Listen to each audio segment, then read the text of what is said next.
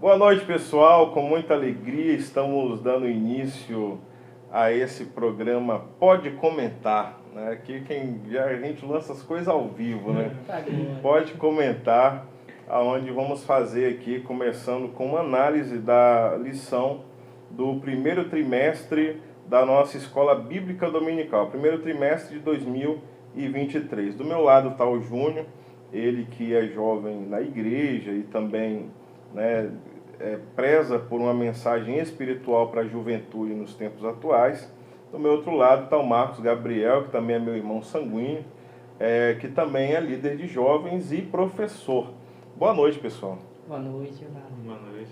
Pois é, Júnior, quais os temas da lição aí do primeiro trimestre? Nós estaremos aqui na primeira lição. O tema é santificação, o caminho que leva à vida eterna com Deus. O segundo tema da lição é o pecado sob a perspectiva de Deus, que é santo. E o terceiro, o temor a Deus é o caminho da santificação. A quarta lição, a santificação é a palavra de Deus. A quinta lição, libertos para viver em santidade. A sexta lição, mortos para o pecado, mas ainda lutando contra ele. Sétima lição, santidade, de dentro para fora. Oitava lição, o ensino de Jesus sobre a santificação no Sermão do Monte. A nona lição, a santidade é a marca do crente. A 10ª lição, arrependimento, perdão e santificação. A 11ª lição, santidade integral. A 12ª lição, uma vida cheia do Espírito. A 13ª lição, as bênçãos de uma vida santificada. Gabriel, você não chegou a dar aula no início do trimestre, estava viajando para os States, né? Estava nos Estados Unidos. Mas o que você achou do tema geral que é Separados para Deus? Eu acredito que estamos passando por um momento em que é muito importante falar. Até mesmo no ano passado, na nossa congregação, a gente abordou muito esse assunto por diversas vezes, de olhares diferentes, perspectivas diferentes. A gente levou pessoas que passou por problemas diferentes, buscando exatamente esse tema, que é santidade, né? Que é santificação. Até temos aqui por título de toda a revista, que é Separados para Deus. Então, eu acredito que a CPAD acertou muito nesse ponto, porque é um tema que é necessário, que cria um paradigma na cabeça das pessoas, principalmente dos jovens, né? Porque como, né, a gente tem essa separação do que é profano, do que é santo, como é que eu consigo viver, sendo que algumas coisas, às vezes até que a própria pessoa sente, ela não consegue muito distinguir isso. Então, cria um paradigma e criou-se essa questão de que ser santo é estar perfeito. E é o que nós vemos e aprendemos aqui nas lições, que não é bem por esse caminho, né? Mas sim, a santidade é um processo e não um estado em si da pessoa. Muito bem, Júnior. Então, se a gente observar aqui, no subtítulo vai falar: buscando a santificação para vermos o Senhor e sermos usados por Ele. Esse subtítulo vai deixar, né, claro que para a gente ver e viver com o Senhor, a gente devemos buscar uma santificação. Coisa que não é fácil nos dias de hoje, a qual a gente vê as televisões, as rádios e o mundo entrando para dentro da igreja. É uma coisa que a gente tem que lutar dia a dia, né, para a gente buscar santificação e viver uma vida com o Senhor. Olha, meu ponto já está falando comigo aqui, né, que temos pergunta direto aqui no nosso direct. E a pergunta é a da Luana Paiva. A Luana pergunta o seguinte: estamos em época de carnaval, é um período onde os jovens às vezes até saem da igreja para poder aproveitar esse momento, né? Uma festa que chama a atenção principalmente do público mais jovem. Como que um jovem que viveu essas coisas lá fora e está recentemente buscando uma vida nova consegue ter forças para resistir e seguir no caminho da busca pela santidade? Eu diria que inicialmente, né, a princípio, a pessoa tem que ter uma boa estrutura, tem que ser bem assessorado, ter alguém ali por perto que está ali acompanhando mesmo a vida da pessoa, e tudo começa com o primeiro passo, tudo começa com a vontade da pessoa em querer realmente essa mudança. E aí, se ela quer, ela começa, os olhos começam a atrair para outros assuntos, né, relacionados aí à palavra, às vezes um congresso, um retiro, tanto que é um período onde se tem muitos retiros, muitos acampamentos dentro das igrejas, porque justamente para não ter esse questionamento dentro da pessoa, no interior da pessoa, porque ela vê as coisas do lado de fora, acha até atrativo, às vezes até já experimentou e, enfim, queria que aquele crente não se diverte, coisa do tipo, porque acaba sendo tudo por diversão. E não só isso, não só por ações, mas também por deixar bem claro que não fazemos só porque não pode fazer, mas porque cria consequências que são irreversíveis, né? A gente tem a pessoa às vezes se relaciona e aí depois descobre que pegou alguma IST ou talvez uma gravidez indesejada, e enfim, são coisas que num período ali, um final de semana, criam consequências que são irreversíveis. Então também é um ponto muito importante deixar bem claro que não fazemos porque é proibido em si, mas é para preservar a vida da pessoa. A gente ver que a influência dos amigos ela é bastante importante neste momento. Quando a gente entramos para dentro da igreja, a gente precisa ser acolhido. Essa pessoa que está vindo de fora, ser acolhido, porque no mundo o povo tecnicamente acolhe ele. Vamos, eu pago para você. E já na igreja a gente tem que ficar atento com isso. Porque o que a igreja às vezes não pode oferecer, o mundo está aberto para oferecer. Então eu acho assim que a igreja em si, ela deve fazer esses retiros, esses momentos, porque o desejo carnal, ele é desempreado. E a Bíblia vai falar para a gente fugir dos desejos da mocidade. E como que a gente foge dos desejos da mocidade? Com as coisas na igreja, igual tem um ditado que fala que mente vazia é a oficina do diabo. Então, para a gente não acabar pecando, uma programação especial, né? Uma leitura bíblica, que Deus abençoe. Até para corroborar com sua fala, Júnior, em relação a ser interessante, no mundo, dificilmente você vai encontrar quem lhe doa uma cesta básica quando você está passando necessidade. Dificilmente você vai achar alguém que pague uma das contas de luz atrasada, de água. Mas, para quem bebe, para quem usa droga no mundo, mesmo aqueles que são conhecidos como nóia, você percebe que nunca falta quem coloca uma dosinha, quem paga uma cerveja, quem bota ali uma dólar de maconha, quem bota ali, né? É mais ou menos isso que quis dizer. Isso mesmo, eles estão sempre dispostos a nos afundar. Agora, quando nós precisamos de uma cesta básica, é difícil a gente encontrar alguém. Mas na hora que se diz, vamos beber, sempre ali alguém exatamente. Paga e... Agora, ainda falando sobre santidade, sobre ser separado, né? O tema da lição é separados para Deus. Eu também passei por esse processo de jovem na igreja, e a gente percebe para alguns jovens o quanto é difícil você buscar uma vida de santidade. O Gabriel falou que santidade não é um status, mas uma busca constante, né? E quanto é difícil quando você está em um lar que não é evangélico, que não é cristão, né?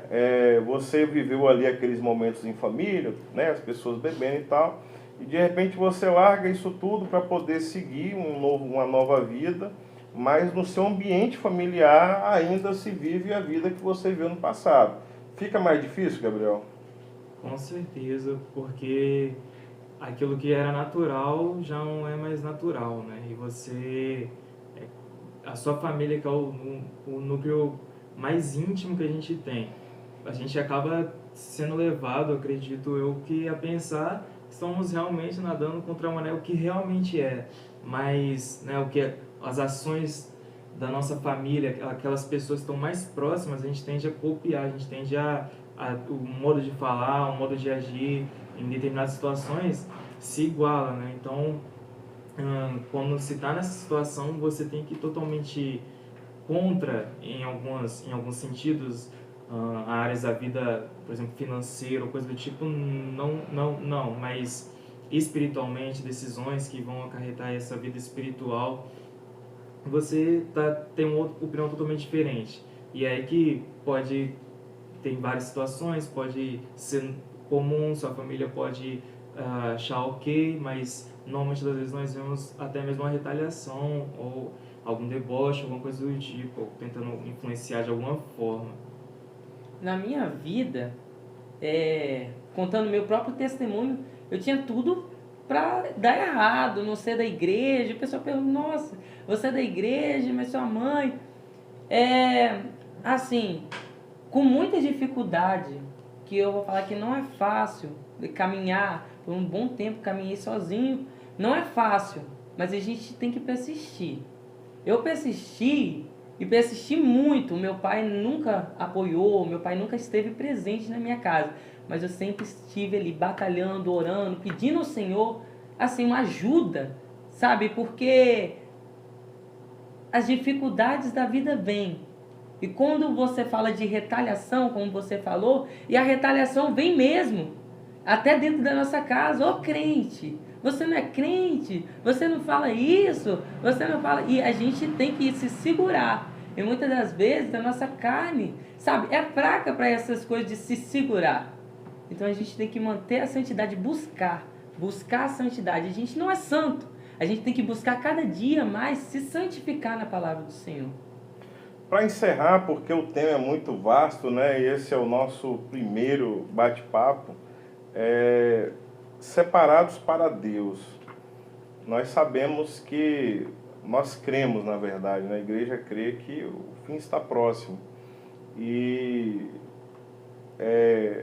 a gente está vivendo um momento em que os jovens, em especial, com as redes sociais, né, as redes sociais e inovação tecnológica, eles estão sob influência agora de diversos tipos de opinião. Né? O pastor na igreja fala uma coisa, mas quando ele entra no YouTube, ele acha lá lideranças ou falsas lideranças que falam N coisas completamente diferentes. Isso é um risco, Júnior, para a juventude? Exatamente.